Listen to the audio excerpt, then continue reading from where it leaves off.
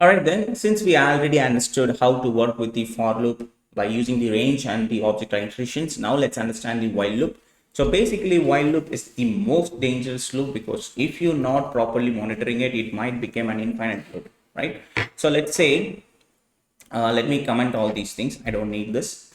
And here now we are going to use the while loop. So while loop. So while loop, it follows these four stages like initialization, condition. It follows this condition and the condition needs to be true. If the condition is true, then it will go for the statements, whatever the statements that we want to perform, it will go for it. Then and finally, it will go for increment or decrement. Increment or decrement. So think about it. If you fail to do this increment or decrement, what will happen? The while loop will become an infinite loop. So that means it will keep on moving on. So at that point, what we have to do, we have to forcefully stop it and we have to repeat the same stuff. So let's say over here, so I'm going to create a value as I equals to 0. Then while I less than 5, the condition, this loop, it's true. So the loop needs to be started, open it. And here I'm just going to say print I. So we finish the initialization and we check the condition, and the condition true, we perform the statement, but we miss the increment or decrement process over here. So think about it, what is going to happen? I value will become 0, I is going to be 0, so 0 less than 5, condition true, and it's going to print the I value.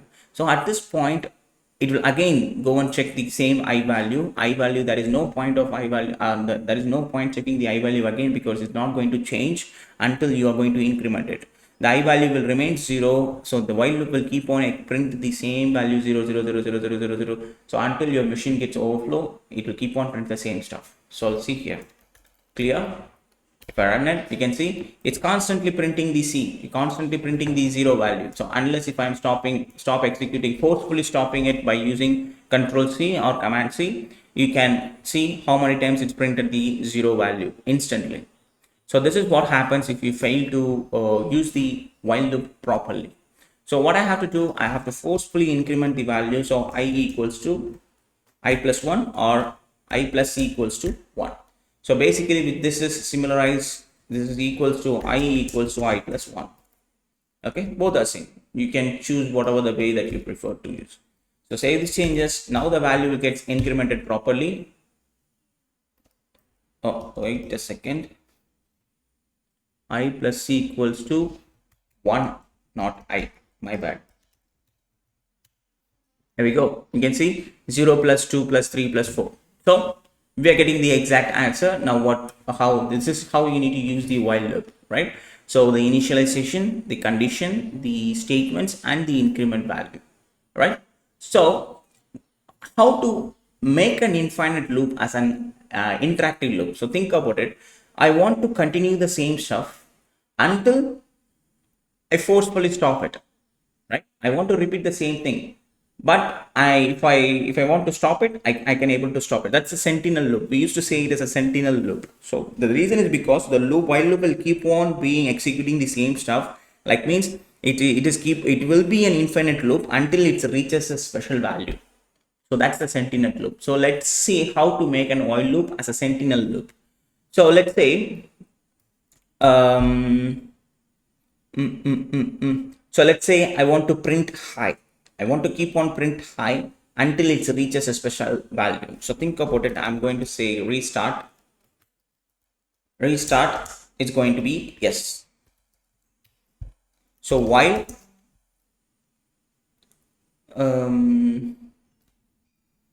restart is going to be yes. So while restart in, if it is inside this any of this array, yes, yes,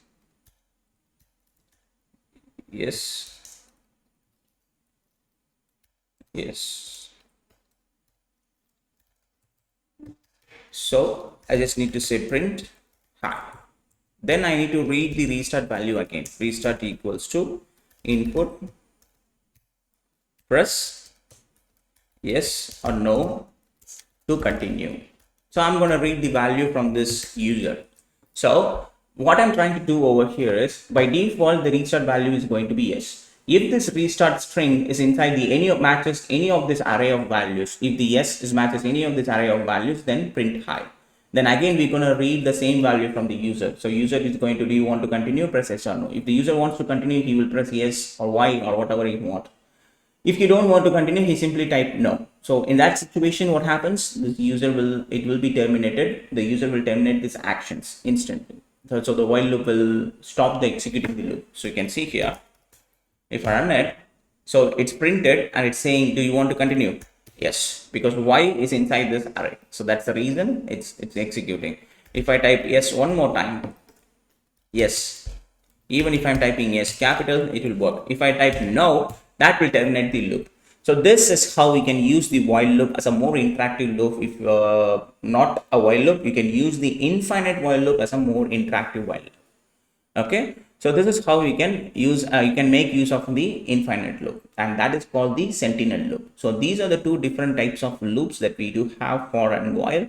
And mostly we use the for when we are working with objects, and while we use it when you're working with file or database actions, or at some point we don't know how many number of lines it's going to be. At that situation, we need to get to the end of it. So that's the reason we use the infinite loop at that point, right? So these are the two different types of loops. I hope you understand it clearly. So we can discuss it with more examples in the upcoming sessions.